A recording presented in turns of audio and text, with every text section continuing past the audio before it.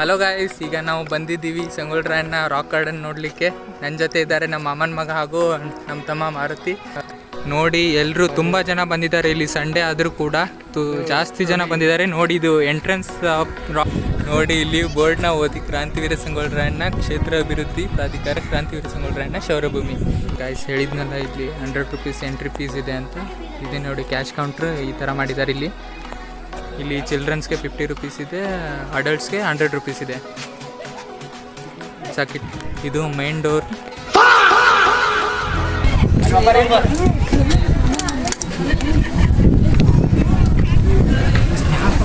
ಹಾಗೆ ರೆಡಿಯಾಗಿ ಬಂದಿದ್ದಾರೆ.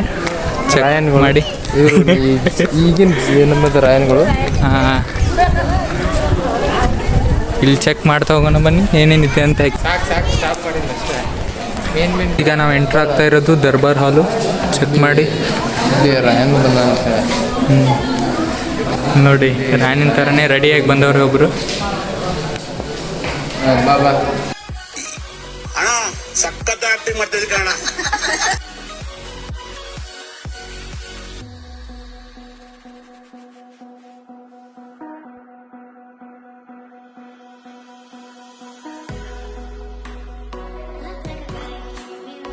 ಅಣ್ಣ ನನ್ನ ಕೈಲಿ ಆಯ್ತಾ ಇಲ್ಲ, ಅಯ್ಯೋ ಅಣ್ಣ ನಾನು ಸತ್ತೋದಂಗೆ ಆಗೋಯ್ತಾ ಇದ್ದೇನೆ.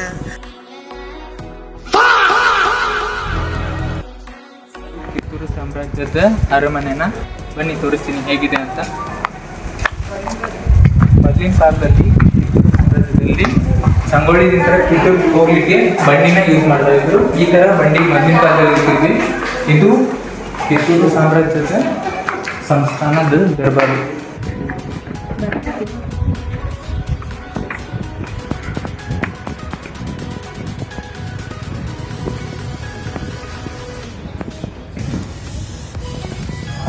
ಹಳ್ಳಿ ಹಾಡು ತಂದಾನ,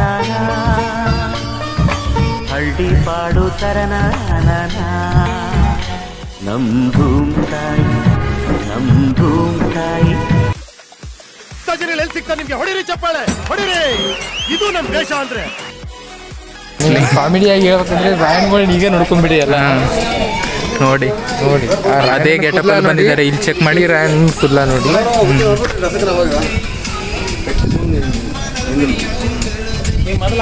ಇಲ್ಲಿ ವಿಡಿಯೋ ಕ್ರಿಯೇಟರ್ಸ್ ಬಂದಿದ್ದಾರೆ.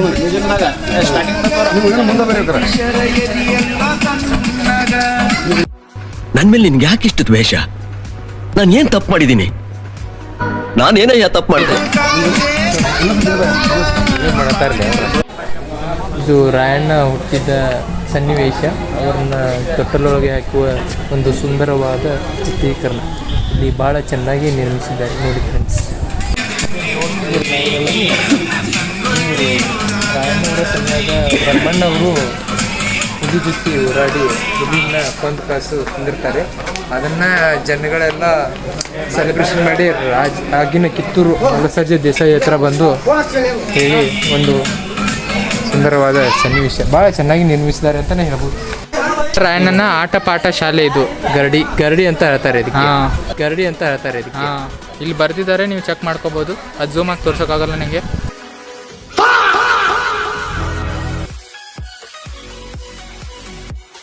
ನೋಡಿ ಗೈಸ್, ಇಲ್ಲೇ ಇದ್ದಾವೆ ಅವು ಪ್ರತಿಯೊಂದು. ನೋಡಿ, ಬಾಲರಾಯಣ್ಣ ಹೇಗೆ ವರ್ಕೌಟ್ ಮಾಡ್ತಾ ಇದ್ದಾನೆ ಚೆಕ್ ಮಾಡ್ಕೊಳ್ಳಿ. ಮನೆ ಕಟ್ಟೋಕೆ ಆಗೋದಿಲ್ಲ, ಬಟ್ ಇದನ್ನ ಎಕ್ಸಿಬಿಷನ್ ಅಂತಾನೆ ಕಟ್ಟಿದ್ದಾರೆ. Seriously bro. ಇದು ನೋಡಿ ಗಟ್ಟಿ ಮನೆ. ನೋಡಿ, ಗಟ್ಟಿ ಮನೆ. ರಾಯಣ್ಣ ಯಾರ್ದು ಜೊತೆ ಕುಸ್ತಿ ಹಿಡಿದಿದ್ದಾನೆ? ಬಾಲರಾಯಣ್ಣ. ಯಾವಾಗಿದ್ರು ಬಾಗಿಲು ಮಾತ್ರ ಚಿಕ್ಕದಾಗಿರುತ್ತೆ. ಹೇಗೆ ಗೊತ್ತಾ, ನಾವು ಯಾವಾಗಲೂ ತಲೆ ತೆಗ್ಗಿ ಹೋಗ್ಬೇಕು, ತಲೆ ಈಚೆ ಹೋಗ್ಬಾರ್ದು. ನಾವು ಇದ್ದೇಗೆ ತಲೆ ಬಾಗ್ಲೇಬೇಕು ಅಂತ ಇದರ ಥರ ಬಾಗಿಲ ಮಾಡಿರ್ತಾರೆ. ಗಾಯ್ಸ್, ಈಗ ಎಲ್ಲ ನೋಡಿದ್ರಲ್ಲ, ಇಲ್ಲಿ ಬರ್ತಾ ಇದ್ದಾಗೆ ಇಲ್ಲಿ ತುಂಬ ಜನ ತುಂಬ ಏನೋ ಸೆಲೆಬ್ರೇಷನ್ ಮಾಡ್ತಿದ್ದಾರೆ. ನೋಡೋಣ ಬನ್ನಿ ಅಂತ. ಓಹೋ ಇದಾ. ಇಲ್ಲಿ ನೋಡಿ, ರಾಯಣ್ಣ ಕುಸ್ತಿಯಲ್ಲಿ ಗೆದ್ದಾಗ ಆಗಿನ ಕಾಲದಲ್ಲಿ ಸೆಲೆಬ್ರೇಷನ್ ಮಾಡಿರೋ ರೀತಿ ಇತ್ತು. ನೋಡಿ, ಕುಸ್ತಿಯಲ್ಲಿ ಗೆದ್ದ ರಾಯಣ್ಣ ಎಲ್ಲರೂ ಜನ ಮಾಡ್ತಿದ್ದಾರೆ. ಬನ್ನಿ, ಇದು ಸೈನಿಕರಿಗೆ ಒಂಥರ ಅವರು ಕಲಿಸ್ತಿದ್ದಾರೆ. ಸೈನಿಕರಿಗೆ ಎಲ್ಲರಿಗೂ ಪ್ರಾಕ್ಟೀಸ್ ಅಂತಾರಲ್ಲ, ಆ ಥರ ಇದು. ಆಗಿನ ಕಿತ್ತೂರು ಸಂಸ್ಥಾನದಲ್ಲಿ ರಾಯಣ್ಣ ಕೂಡ ಒಬ್ಬ ವೀರ ಯೋಧನಾಗಿದ್ದ. ನಾವೇನು ಒಳಗಡೆ ಹೋಗ್ತಿದ್ದೀವಲ್ಲ, ರಾಯಣ್ಣ ಗೆದ್ದಿರ್ತಾನೆ ಕುಸ್ತಿಯಲ್ಲಿ. ಆಗ ಚೆನ್ನಮ್ಮ ಅವರು ಖಡ್ಗವನ್ನು ನೀಡುವ ಸನ್ನಿವೇಶದಲ್ಲಿ ಭಾಳ ಚೆನ್ನಾಗಿತ್ತು. ಗಂಡು ಮೆಟ್ಟಿದ ನಾಡು ಇದು ಗಂಡು ಗಲಿಗಳ ಬೀಡು. ಗಂಡು ಮೆಟ್ಟಿದ ನಾಡು ಇದು ಗಂಡು ಗಲಿಗಳ ಬೀಡು. ನಾವು ಬಂದಿದ್ದೇವೆ ಇಲ್ಲಿ ಕಿತ್ತೂರು ಸಾಮ್ರಾಜ್ಯ ಬ್ರಿಟಿಷರ ಜೊತೆ ಮೊದಲನೇ ಬಾರಿ ಯುದ್ಧದಲ್ಲಿ ಗೆದ್ದಿರೋ ಸನ್ನಿವೇಶ ತೋರಿಸ್ತಾ ಇದ್ದೀವಿ. ಬನ್ನಿ ಚೆಕ್ ಮಾಡ್ಕೊಳ್ಳಿ ಯಾವ ಥರ ಇದೆ ಅಂತ ನೋಡಿ. ಇದು ಬ್ರಿಟಿಷರು ಬಂದೂಕಿನಿಂದ ದಾಳಿ ಮಾಡಿರೋ ಸನ್ನಿವೇಶ ಇದು. ಇದು ಎರಡನೇದು guys, sorry for the correction. ಇದು ಎರಡನೇ ಯುದ್ಧದಲ್ಲಿ ಬ್ರಿಟಿಷರು ಗೆದ್ದಿರೋದು. ಇದು 1ನೇ ಯುದ್ಧದಲ್ಲಿ ಕಿತ್ತೂರು ಸಾಮ್ರಾಜ್ಯ ಬ್ರಿಟಿಷರ ಜೊತೆ ಗೆದ್ದಿರೋ ಸನ್ನಿವೇಶ ಇದು.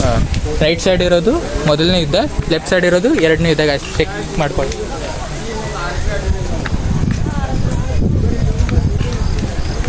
ಇದೇನಿದೆಯಲ್ಲ, ಇದು ಬ್ರಿಟಿಷರು ಗೆದ್ದಿರೋದು. ಇದಿದೆ ನೋಡಿ, ಇದು ನಮ್ಮ ಕಿತ್ತೂರು ಸಾಮ್ರಾಜ್ಯ ಗೆದ್ದಿರೋದು. ಈ ಸನ್ನಿವೇಶ ಈ ಕಡೆ ಇದೆ.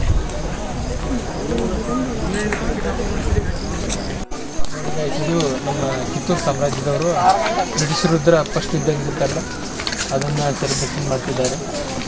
ಆ ಸನ್ನಿವೇಶನ ತುಂಬ ಚೆನ್ನಾಗಿ ತೋರಿಸಿದ್ದಾರೆ.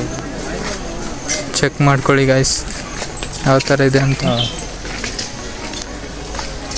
ಬ್ರಿಟಿಷರು ಸನ್ನಿವೇಶ ನಮ್ಮ ಕಿತ್ತೂರು ಸಾಮ್ರಾಜ್ಯ ಗೆದ್ದಿರೋದು. ಇವಾಗ ಏನು ತೋರಿಸ್ತಾ ಇದೀವಲ್ಲ, ಇದು ಬ್ರಿಟಿಷರು ಗೆದ್ದಿರೋದು.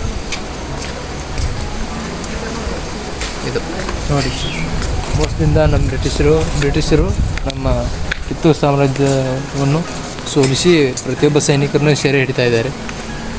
ಆ ಸನ್ನಿವೇಶ ಕೂಡ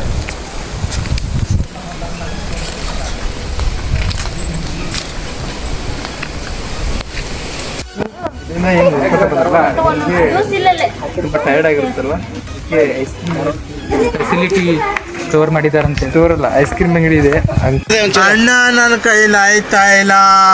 ಅಯ್ಯೋ ಅಣ್ಣ, ನಾನು ಸತ್ತೋದಂಗೆ ಆಗೋಯ್ತಾ ಇದ್ದೇನೆ. ನೋಡಿ ಫ್ರೆಂಡ್ಸ್, ಇದೆಯಲ್ಲ, ಇದು ರಾಣಿ ಚೆನ್ನಮ್ಮ ಅವರು ವಶ ಆಗಿರ್ತಾರೆ. ವೆಂಕಟಗೌಡ ಮತ್ತು ಮಲ್ಲಾಪತಿಯವರ ಮೋಸಕ್ಕೆ ರಾಣಿ ಚೆನ್ನಮ್ಮನವರು ಬ್ರಿಟಿಷರ ವಶ ಆಗ್ತಾರೆ. ಇಲ್ಲಿ ಸಿಕ್ಕಾಕೋತಾರೆ. ಇದು ಬ್ರಿಟಿಷರು ಚೆನ್ನಮ್ಮ ಅವ್ರನ್ನ ಸೆರೆ ಹಿಡಿದಿದ್ದಾರೆ ನೋಡಿ. ಗಾಯ್ಸ್, ಈಗ ನಾವು ಬಂದಿರೋದು ಯಾವಾಗ ಚೆನ್ನಮ್ಮನನ್ನ ಮೋಸದಿಂದ ಸೆರೆ ಹಿಡಿತಾರೋ ಅವಾಗ ರಾಯಣ್ಣನಿಗೆ ವಿಷಯ ತಿಳಿಯುತ್ತೆ. ಅವಾಗ ಬ್ರಿಟಿಷರು ರಾಯಣ್ಣನನ್ನು ಕೂಡ ಸೆರೆ ಮಾಡಿದ ದೃಶ್ಯ ಚೆಕ್ಔಟ್ ಮಾಡ್ಕೊಳ್ಳಿ.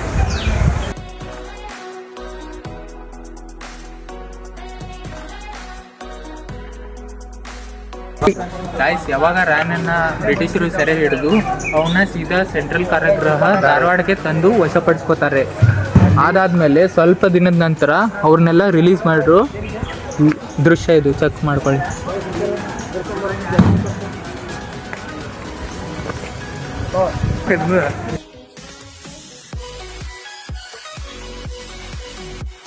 ಆಗುತ್ತೆ. ಇದು ಏನಂದರೆ ರಾಯಣ್ಣವರು ಬಿಡುಗಡೆ ಆಗ್ತಾರಲ್ಲ, ಅದಾದಮೇಲೆ ಬ್ರಿಟಿಷರ ವಿರುದ್ಧ ಮತ್ತೆ ಹೋರಾಡಬೇಕಂತೇಳಿ ಗೆರಿಲ್ಲಾ ಯುದ್ಧತಂತ್ರವನ್ನು ರೂಪಿಸ್ತಿರ್ತಾರೆ. ಅದನ್ನು ಎಲ್ಲ ಜನರಿಗೂ, ಅವರ ಸಹೋದರರಿಗೂ ಮತ್ತು ಅವನ ಸಂಗಡಿಗರಿಗೂ ಸರ್ದಾರನ ಜೊತೆ ಮಾತುಕತೆ ನಡೆಸ್ತಿರ್ತಾರೆ. ಆ ಸನ್ನಿವೇಶದಲ್ಲಿ ಮಾಡ್ತಾರೆ. ಫುಲ್ ಸೀನ್ ತಗೋಬೇಕಂತ ಸ್ಟಾಪ್ ಮಾಡಿರ್ತೀವಿ.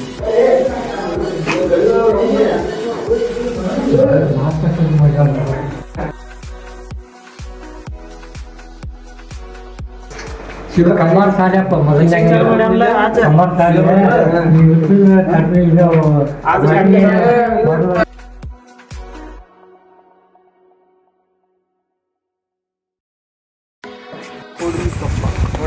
ಆವಾಗ ಕೆಂಚಮ್ಮ ಎಲ್ಲರಿಗೂ ಕಂದಾಯ ಕಟ್ಟಬೇಕಿತ್ತು ಆವಾಗಿನ ಬ್ರಿಟಿಷ್ ಕಾಲದಲ್ಲಿ. ಆವಾಗ ರಾಯಣ್ಣನ ವಂಶಸ್ಥರು ಕಂದಾಯ ಕಟ್ಟದ ಕಾರಣಕ್ಕೆ ರಾಯಣ್ಣನ ತಾಯಿ ಮೇಲೆ, ಕೆಂಚಮ್ಮನ ಮೇಲೆ ಸಂಗೊಳ್ಳಿಯ ಕುಲಕರ್ಣಿ ಆದಂಥ ಬಾಳಪ್ಪ ಅವರ ತಾಯಿ ಮೇಲೆ ಬಿಸುಕಲ್ನಾಗ ಇರ್ತಾನೆ. ಆ ಸನ್ನಿವೇಶ ಇದು ನೋಡಿ ಸ್ನೇಹಿತರೆ. ದೋರಿಹಾಳದಿಂದ ಸಂಗೊಳ್ಳಿ ರಾಯಣ್ಣನನ್ನು ಸೆರೆ ಹಿಡಿದ ತಕ್ಷಣ ಬ್ರಿಟಿಷರು ಅವನ್ನ ಕೋರ್ಟ್ಗೆ ವಶ ಮಾಡಿ ಅಪರಾಧಿ ಘೋಷಿಸಿ ಅವನ್ನ ಕೋರ್ಟ್ ಒಳಗಡೆ ಕರ್ಕೊಂಡು ಹೋಗ್ತಾರೆ.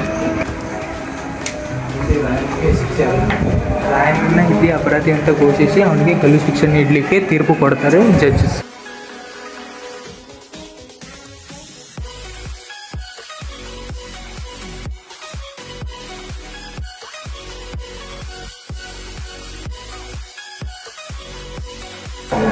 ಗಾಯಸ್ ಬ್ರಿಟಿಷರ ಸರ್ಕಾರ ರಾಯಣ್ಣನ ಅಪರಾಧಿ ಅಂತ ಘೋಷಿಸಿ ಆ ನಂತರ ಅವನ ಇಚ್ಛೆಯಂತೆ ನಂದಗಡದಲ್ಲಿ ಅವನ ಸ್ನೇಹಿತರ ಜೊತೆ ಅವನನ್ನು ಗಲ್ಲಿಗೇರಿಸಲಿಕ್ಕೆ ಕರ್ಕೊಂಡು ಬಂದಿರ್ತಾರೆ. ಅದೇ ರೀತಿ ಸಂಗೊಳ್ಳಿ ಜನರು ಕೂಡ ನಂದಗಡ್ಗೆ ಓಡಿ ಬರ್ತಾ ಇರ್ತಾರೆ ಅವನ ಲಾಸ್ಟ್ ದರ್ಶನ ನೋಡಲಿಕ್ಕೆ. ಇದೇ ಆ ಸಂಗತಿ ನೋಡಿ. ರಾಷ್ಟ್ರಪ್ರೇಮಿ ಸಂಗೊಳ್ಳಿ ರಾಯಣ್ಣ ಮರಣವಾದ ಸುಮಾರು 116 ವರ್ಷಗಳ ನಂತರ ರಾಯಣ್ಣನ ನುಡಿಯಂತೆ ನಟ್ಟ ನಡು ರಾತ್ರಿಯಲ್ಲಿ ದೇಶ ಬಿಟ್ಟು ಹೋಗುವ ಪ್ರಸಂಗ ಬ್ರಿಟಿಷರಿಗೆ ಬಂದೊದಗಿತು. ಅಚ್ಚರಿ ಏನೆಂದರೆ ರಾಯಣ್ಣನ ಹುಟ್ಟಿದ ದಿನವಾದ ಆಗಸ್ಟ್ 15ರಂದೇ ಭಾರತಕ್ಕೆ ಸ್ವಾತಂತ್ರ್ಯ ಬಂದಿತು. ಗಲ್ಲಿಗೇರಿದ ದಿನವಾದ ಜನವರಿ 26ರಂದೇ ಭಾರತ ಗಣರಾಜ್ಯವಾಗಿತ್ತು. ದೇಶ ಪ್ರೇಮ, ಸ್ವಾಮಿ ನಿಷ್ಠೆ, ತ್ಯಾಗ ಬಲಿದಾನಗಳ ಪ್ರತೀಕ ರಾಯಣ್ಣ, ಕ್ರಾಂತಿವೀರ ಸಂಗೊಳ್ಳಿ ರಾಯಣ್ಣ.